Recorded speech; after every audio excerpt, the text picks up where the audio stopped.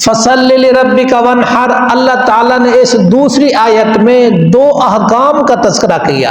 فصلی لربک، آپ اپنے رب کے لیے نماز پڑھیں، وانحر اور قربانی کریں۔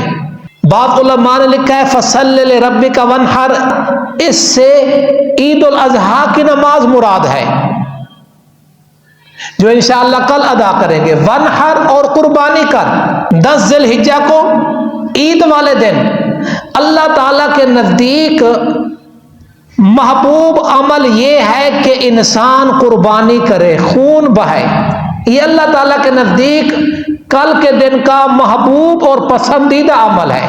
قربانی کے جانور کے حوالے سے آخر میں ایک بات یہ بھی ذہن میں رکھ لے، قربانی کے جانور میں 7 چیزیں حرام ہیں۔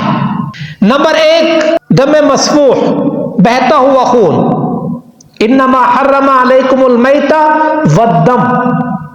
نمبر 2، بکرے اور بکری کی شرمگاہ، پیشاب والی جگہ۔ نمبر 3، خصیتین، کپورے۔ نمبر 4، مثانہ، وہ پیشاب کی تھیلی جو جانور کے پیٹ میں ہوتی ہے۔ نمبر 6، پتا۔ نمبر 7، غدود۔ اس کے علاوہ بقیہ جانور میں جتنی چیزیں ہیں وہ حلال ہیں، اور ایک مشہور نام رکھا گیا ہے حرام مغز۔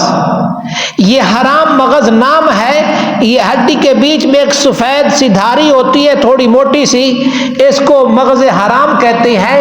یہ حرام نہیں ہے، صرف وہ 7 چیزیں حرام ہیں جن کا میں نے پہلے تذکرہ کیا ہے۔